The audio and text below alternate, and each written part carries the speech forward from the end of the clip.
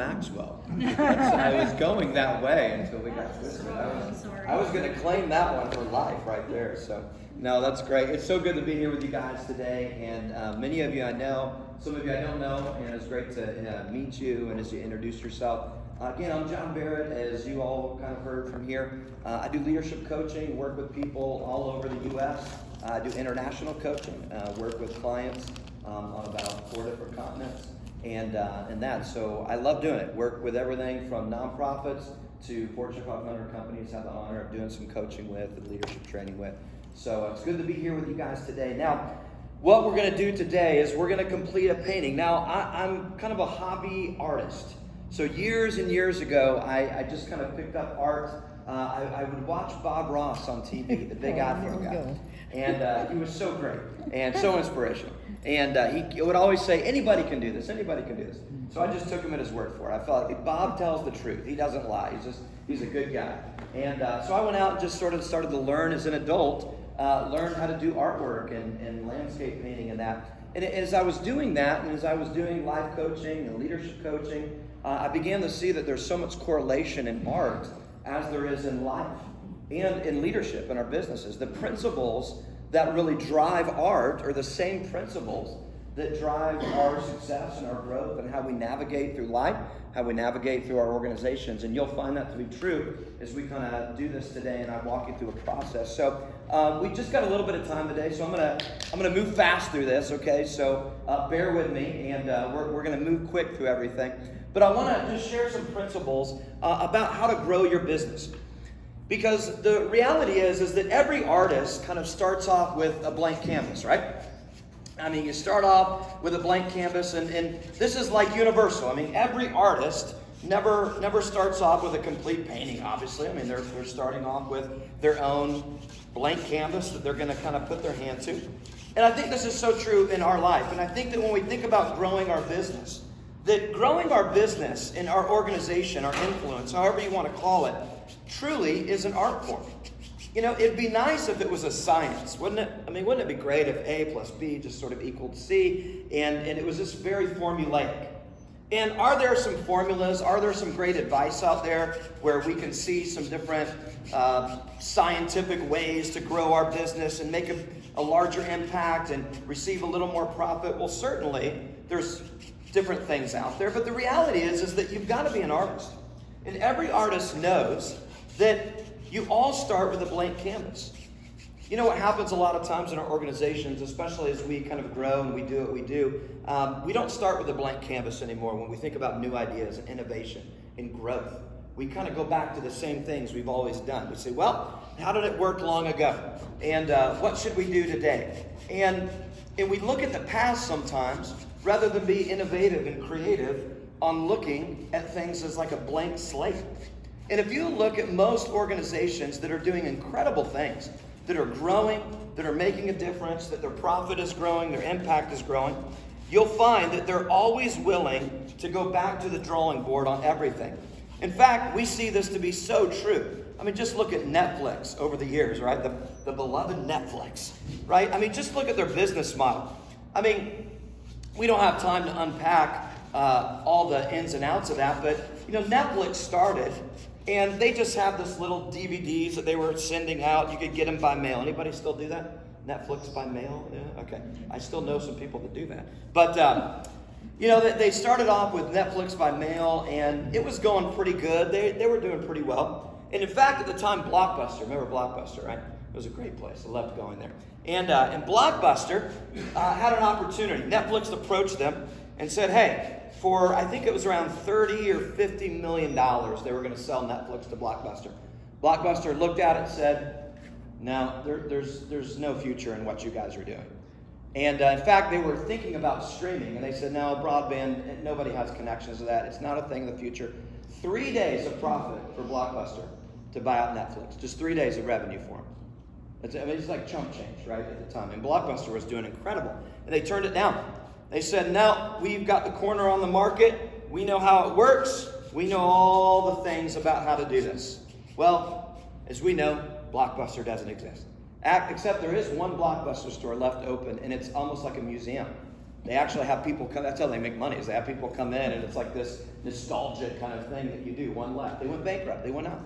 And Netflix just began to grow and grow and grow. Well, what's interesting about Netflix is not only did they start with streaming, and they began to do that, which was pretty groundbreaking, pretty revolutionary in what they were doing. Netflix said, you know, we're doing this streaming and we're doing pretty well. What if we made something? What if we did a movie? I wonder how that would go. So they began to put their resources. They went to the blank slate. They didn't know anything about being a movie production company, but they went to the blank slate, blank canvas, and they just said, you know, let's try something new. Let's look at a new model. And as we know, the rest is history. I mean, Netflix became huge with movies. And then they said, well, if we do movies so well, why couldn't we do series? Why couldn't we actually extend this and not just do movies, but actually have something where we do some series? And obviously we know that Netflix began to step out and do that. And then the Netflix we know today is one of the leading producers in the industry of entertainment. And they just started off by just regurgitating other people's movies, just putting them out there for a minute. But they kept going back to the blank slate. They kept going back. They could have had the corner on the market and just tried to ride it. But when the market wasn't even demanding that they innovate and they go back and think about a blank canvas and just get going, they forced themselves to do it. That's why they've stayed on top of it forever. In fact, they're thinking of things today that we need that we don't even know we need yet. Right? And we don't even know about it yet. Right? And you think about this. Think about Sears. You know, Sears was one of the most innovative companies out there. I mean, many of you guys know this back in the day. I mean, they were the first that did the whole idea of being able to go door to door with the Sears catalog. I can remember as a kid, right, looking through the catalog, picking out Christmas presents, circling what I wanted in that. Groundbreaking. Sears was one of the most innovative companies of the time. But you know what happened? They never went back to the drawing board. They just kept on the same painting, and they just kept trying to repaint it, redo it, and it never worked because they weren't willing to think broader and bigger. And then today, as we know, obviously, Sears has gone bankrupt. They're no more, and yet they were the leading innovators. So what's the lesson that we can learn? Well, every great artist knows that you got to go to the drawing board. You got to look at your business and what you're doing and not get caught up in what they call the curse of knowledge. Meaning that you've got it figured out. You got the corner on the market. I painted one painting. It's done pretty well. Stick with the painting. Stick with the painting. Stick with the painting. Stick with the painting. No. You've got to begin to look at new opportunities as a blank canvas and begin to be willing to go out there and kind of put your hand to the plow and test and see what happens. Most of us think that the idea of success, we have such a formulaic idea of this, that when people set out for success, probably what they did is they had this calculated vision of everything that it was going to be. And then they began to do what it was, and it turned out perfectly. But if you actually study highly successful people, and you know this, those of you that are around, when you see all the interviews, almost rarely, hardly ever, has anyone ever said, you know what, it turned out exactly like I thought it would. No. They'll say, you know what, I mean, the journey has taken me here, there, and everywhere, and how I ended up here, it's amazing. It's incredible. And here's the deal. We think that success is so formulaic. When an artist puts their hand to the painting, they don't know what's going to come out all the time. I mean, they may have an idea, no doubt, of what they're trying to do, but you've got to go with what's kind of happening on the canvas. You've got to be willing to ebb and flow of what's going on. You don't just kind of treat this thing as a science. In fact, there's a thing in art called the illusion of detail. It's a famous art principle, and the idea of the illusion of detail says this, that most people, when they look at it, they think, you set out to do that. There's so much detail there. How did you know to put that one line right there? And the artist would say, I didn't. It just sort of happened. I just kind of took the brush, and I let it do its thing, and it just somehow came out to be that that's what happened in this process. And it's called the illusion of detail because most artists never set out to be as specific as everybody thinks it is. In fact, we come back at the end and say, wow, that was so amazing. How did you calculate that? I say, well, it just kind of came out. And I just kind of went with it. And that's what I'm saying about highly successful people. If you talk with all of them, look at all the interviews of the people that we look up to, the CEOs and the business owners and the innovators and all that. Say, did you set out to do that from the get-go? I said, no. But I did do something. Here's what I did do. I just went ahead and started going. I just started stepping out. I just started going with the idea. And I've made changes along the way. I made all kinds of different variations of this. But it turned out to be at the end, everybody goes, oh, that was so calculated. You're amazing. You must have set that out with just blinders on where you were going. And again, they'll say, thanks for all the credit, but it's not really worth all that. Because I just was able to go with the flow and figure out how to make it work. So I just want us to think about that. And when you think about your organization, when you think about what you're doing, be willing to go to a blank canvas and think outside of the box. Bring outside voices inside the conversation. What do you see that I'm not seeing? What if we did this? What if we took this and went over here, kind of brushed that over here? I mean, what would that look like? What would that help us? And be willing to do whatever it takes to always be innovative, creative, and think out of the box and never be stuck in what you've always done and just keep doing that same thing. Even if it's working, right? Sears had the corner on the market. It was working, but they never updated, so they outdated eventually. Always got to be updating, and we know that today in our current climate, right? I mean, COVID forced us to be incredibly innovative and figure out how to do new things, right? But instead of being forced to it, what if we began to actually figure out ways to do it and we don't have to, like a network? Another thing, just the next one, is what an artist does is they just use a few colors. If you ever notice a really good artist, they just have a few colors. Now, if you go to the art store, it's pretty amazing because when you actually go to the art section, if you ever have, there's like 58 shades of green, 70 shades of red, right? I mean, you're thinking, oh, if you're a newbie artist, right, this is like the sign of a newbie artist. They think they got to have all the colors, right? So they go to the store and they're like, they got 298 shades of every color, right, in that. But if you ever look at great artists, they don't need a whole lot of colors. They just have a few that they focus on. And their ability to mix those and turn things into a great shade out of what they've got is just fascinating. In fact, it's a sign of a really great artist, is the ability to mix on the palette and see things that are there and work with it. But what does that mean for us? I think what it means for us, a lot of times what we do, and when we think about our organization, when we think about even our skills and our talents, we think we got to have it all. We got to be all things to all people. We got to offer everything. The smorgasbord approach to our business. Well, we just need more. We just need more and more. And what we're doing is it's kind of like we're going to the art store and we're saying we need another shade of green and another shade of green and another shade of green and another shade of green, rather than just being focused on what we've got and maximizing what we've got. Most people are not maximizing what they've got, but boy, do they think they need more. And you know this to be true. Just look at your own life. If I only had, fill in the blank. If I only had a little bit better income. If the market was only just a little bit better. If I just had that little push, then I'd be able to do it. Then I'd really be able to do something great here. Right? And we have this idea that if we just had a little bit more, then all would be well.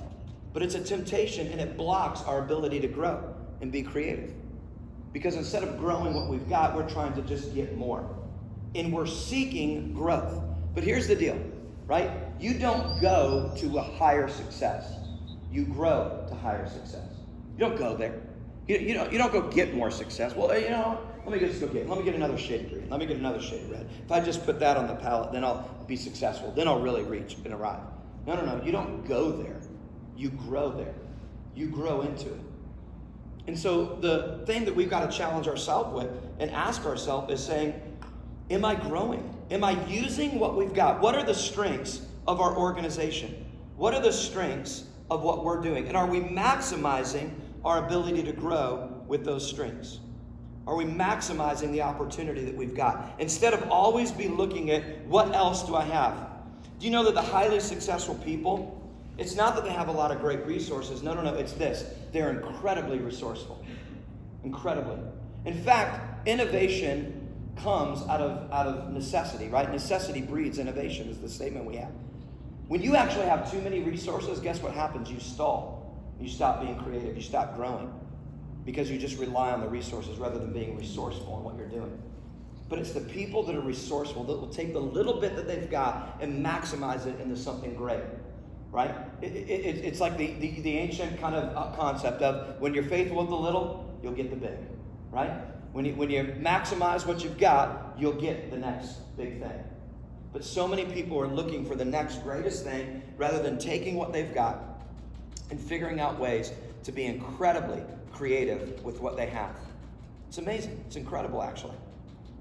And it limits so much opportunity. It limits so much growth. So, like a great artist, take what you've got. Don't believe the temptation and the lie that if you only had more, if you only had this, if you only had a little bit more resources, right? I hear this on teams all the time. If we just had more people, we could get more done. And there's certainly an element of that. I mean, no doubt, you got to have people to grow and to scale and to do the things that you've got to do. But so many times it's an excuse of just not being creative and innovative to do what it is that we could do in order to be more successful. So I just challenge you, like any great artist, make sure that you are maximizing what you've got, that you're utilizing what you've got, and you don't believe the temptation for more. Okay? Now, what happens a lot of times as we're growing and as we're doing the things that we need to do, we're going to the blank canvas, we're thinking creatively, we're putting our hand to the canvas, and we're willing to think out of the box and kind of go with what's going, be flexible, be nimble to go along with it. We dip into the things that we've got, the strengths that we've got, rather than trying to get 1,000 colors. We maximize each one of our colors as much as we can. But what happens inevitably in any organization, especially when you're growing, growth isn't always easy, right? In fact, you kind of come up and bam, you have a mistake. You have something that happens and you go, whoa, thanks for going well, but that's not good, right? This is not good. And the temptation is to go, oh no, we've messed it up. And then what we do is we come over and we think, okay, well, let's try to fix it and we'll just get it off. We're making it worse, right? I don't know if you've ever been there, but I've been there, where you're trying to fix something that went wrong, and in the process, you're making it worse, right? And you're thinking, what is going on? What is happening? It's out of control. And the more I try to mess with it and fix it and remove it, the more it's messing everything up.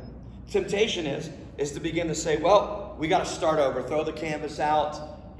This is bad. Failure is bad. Now, nobody ever says that. In fact, this is so funny. I work with a lot of organizations, and everybody believes this to be true. This is great.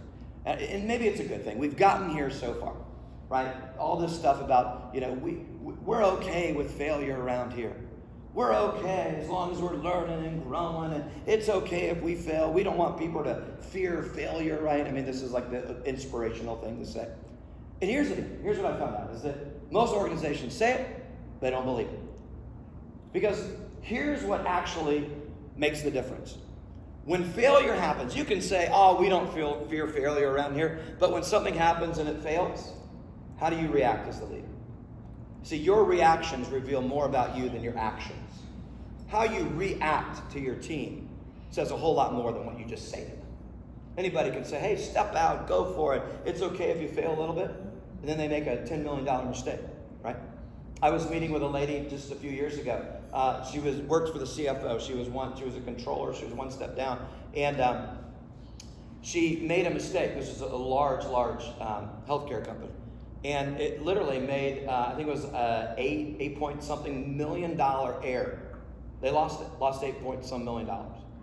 And she fully anticipated to walk in when her boss called her and the CFO. She was like, she'd already started working on her resume, right? She was like, I'm fired. Maybe I'm going to get sued. I don't even know. She was scared out of her mind. She just commenced. And the CFO sat down with her. And she just listened, and she thought she was going to get fired. And he basically said, listen, he took his book from Thomas Watson is what he did. He took this play from him, the old IBM CEO. And he looked at her and he said, we're not going to fire you because we just spent $8 some million on training you on how to be better. So we've made a big investment into you, and we're behind you. And she literally was, just beside herself. They, worked on correcting it and did everything they needed to do, but just the commitment that they had for her growth to say, you know what? Now that's an organization that believes and does what they say, right? So we all have failures. we all have things that happen, and when you're going to grow, it's going to get messy. In fact, they call it the messy middle in your organization. The most messy part is after you've kind of started, and once you've actually been growing, but you're not there to where you fully want to be, but it's that messy middle is what we call it, where things just get a little messy. But we've got to learn how to recover from this stuff. We've got to learn to be able to look at this and say, okay, well, if we're going to grow, it requires us to recover from this. So what can we do? What can we learn? How can we grow from this? What is it that we've got to do to figure out how we can get better? So we begin to just put our hand to this thing. Like any artist, begin to kind of figure out, well, what is it that we can do where we can grow? And we can turn this into something better. I mean, what do we do? Let's talk about it. Let's figure it out. Let's have conversation about this. Let's make sure that we take every opportunity to learn, to grow, so we can figure out how to be better at everything that we do. Highly successful people are willing to take every opportunity and figure out how to turn it into something great. It's the ones that give up, that jump ship, they freak out when things happen. These are the people that never stay in the game. And success is always a long game. Always. We want the quick fix. All of us do. Even if we don't say we do, we do. That's what we want to do. But it's those that are able to stay in and play the long game of growth. You know what Einstein said? I love this quote from Einstein. He was interviewed one time and they asked him, they said, "Why are you so much smarter than everyone else?" And Einstein stopped and he thought about it for a minute and he said, look at that, I got paint on. Sorry, that's my ADD coming out, brother. He said this. He said, it's not that I'm so smart than everybody else. He said, but here's what I do. I stick with problems longer than anyone else. He said, that's what sets me apart.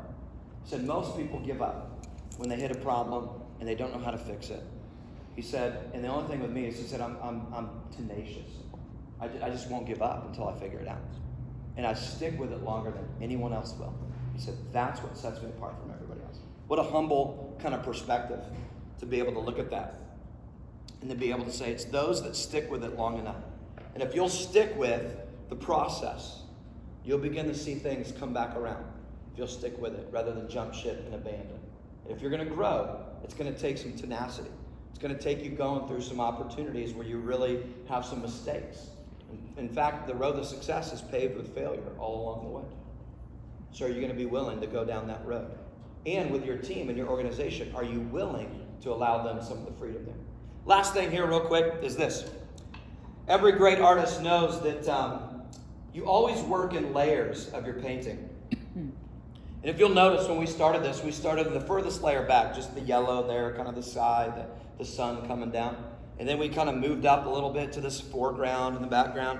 Then we put it up here in the front, and then put a tree and kind of fixed our mistakes up here up front. But every artist knows that you work in layers, and you basically figure out ways to always be thinking about how many layers you're going to have. Now, most paintings, good paintings, and ones that people spent some time on and that, have about a minimum of 5 to 25 layers in them. It's pretty crazy.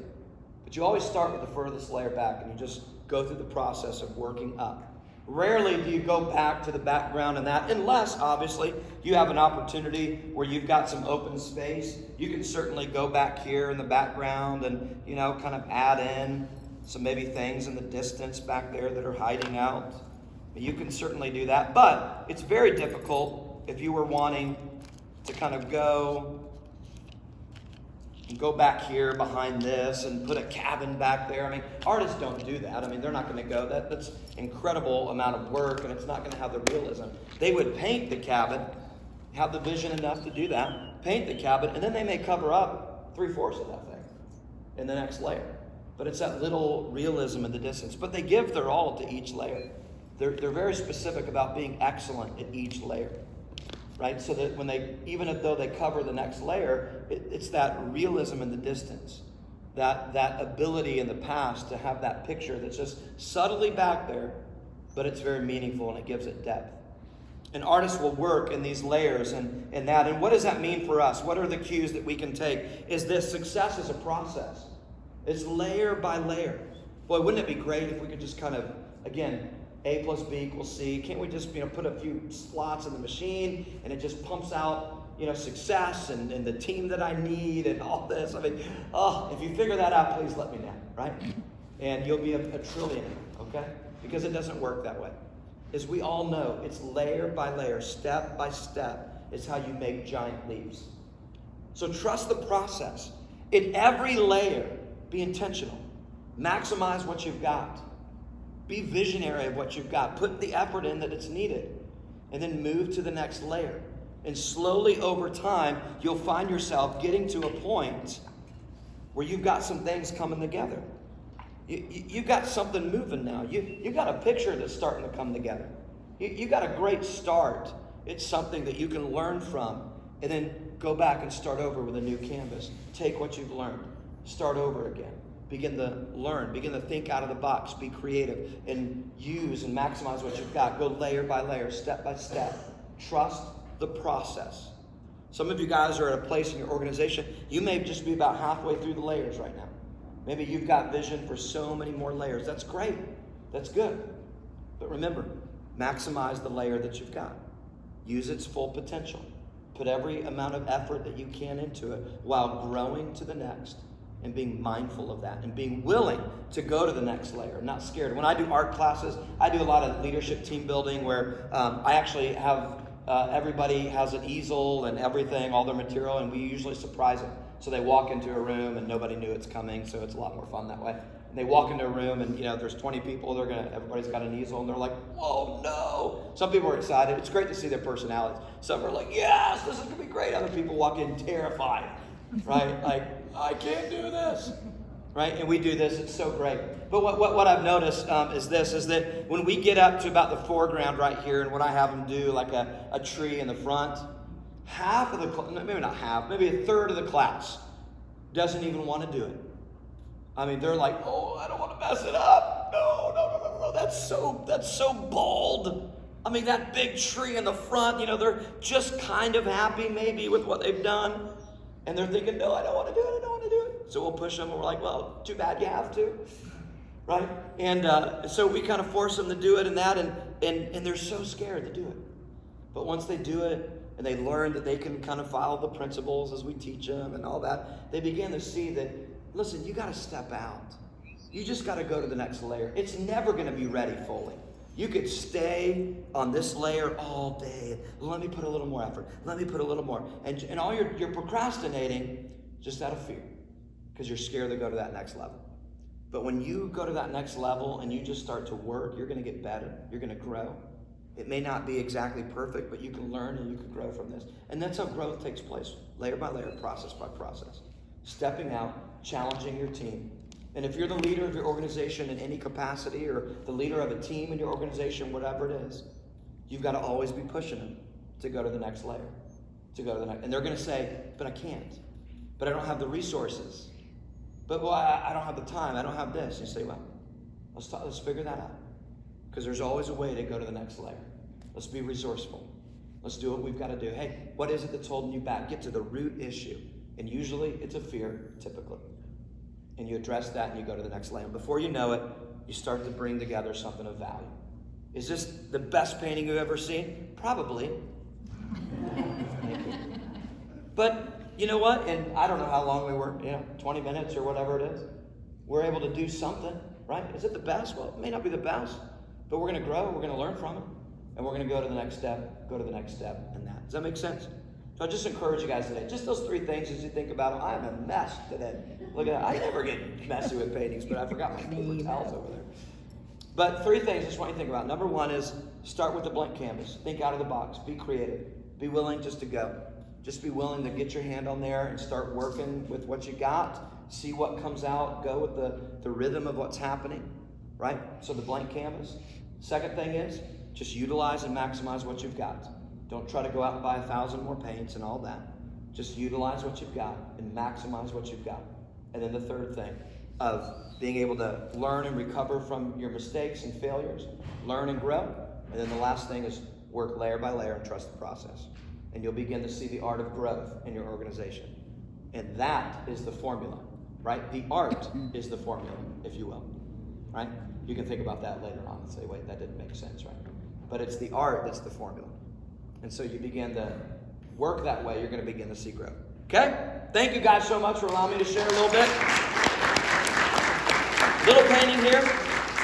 Some thoughts in there. So anyway, I appreciate it, guys. Thanks so much. I think we're going to take this painting and do something with it. I don't know. Yep. So I'll leave that up to you.